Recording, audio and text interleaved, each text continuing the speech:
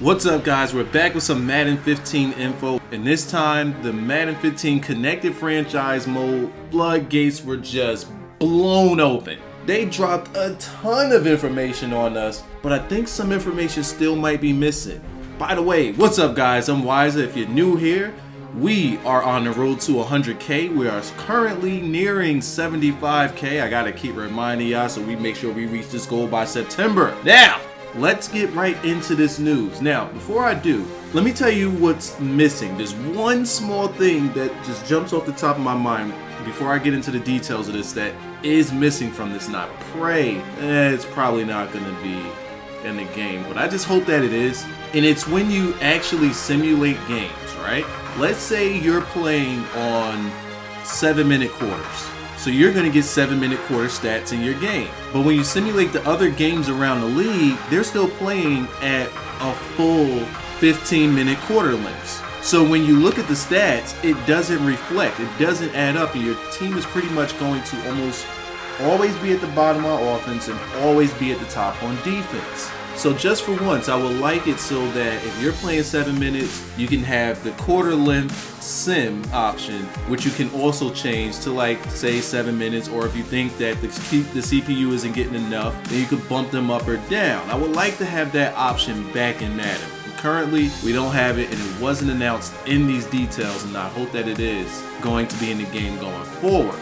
Now, with that one thing out of the way, let me get into the details that they did release. And my lord, it's a doozy, it's a bunch of them. First, I want to talk about the game prep and confidence thing. So pretty much hot and cold streaks might not have been reacting the way that they wanted them to react in the game. I think we had them for about 2 or 3 years right now. I think more so 2 years. But it was like, if your player's cold, he's just gonna be cold. If your player was hot, he was just gonna be hot. Now they switched up the name on us, named it Confidence. And Confidence was already in the game. Each player had a confidence rating. It just never really stood out or reflected in the player's game too much. It wasn't really noticeable. Well, first let's start out with each player is going to be starting out with a 50 confidence going into the league. If your player have a high confidence and he starts increasing to about 75 to 80, that's when you'll see some rating stats start to change. If he drops below 30 to 25, then you'll see that the ratings change from there. So my question is, from about 31 to about 74, what happens in that area? You know, does the rating stay the same? Does the player stay the same? Because it says that those brackets right there is when you start to see the ratings change. But it doesn't say that once it goes from like 50 to 55, you start to see a small increase. It doesn't say that. It says 75 to 80 is when you'll start seeing the changes. Now, some of you may be asking yourself, how do you change your confidence? Your confidence will change based on the games you play, how you play these games, and how your team does throughout these games. Some things that could change the confidence: losses, poor performance, trades. Those can hurt confidence. How much confidence fluctuates is determined by several different factors.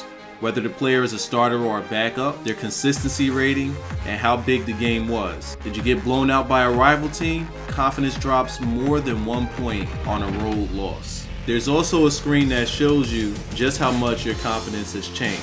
Now, though it doesn't say what stats these confidence things change, it does say that it changed key ratings for each player. Now, my opinion on this is, I wonder how much it's going to affect the way you play. Like, are you going to be playing a game that, you know, you're playing your normal style and you feel like, oh man, the AI is really taking control of my player here. Like, I'll make these decisions, but let's say I'm using a quarterback and I'll throw, say, a post route and he throws a slant. You know, like, and you know you didn't do that. Is it going to affect that? Is it going to be something that the AI just completely takes over you, and the decisions that you make, the AI just kind of tweaks it and turns it into something else that you didn't do?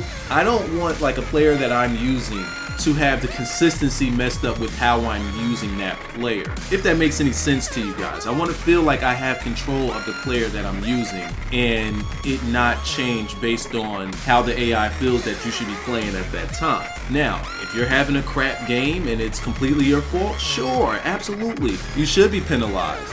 and it should affect your confidence, and it should reflect in the next games. But I don't want it to be like, man, I'm throwing the perfect pass, look at that, he's wide open, and somebody comes flying in from 20 yards away to intercept your pass, all because your confidence is lower and they have to meet that expectation of the AI. I don't want that. So the premise of it is spot on. What they're trying to accomplish is spot on, but until we get hands-on with this thing and play a full season with it and see how the confidence works, we're not going to know the exacts of how it affects the in-game presentation.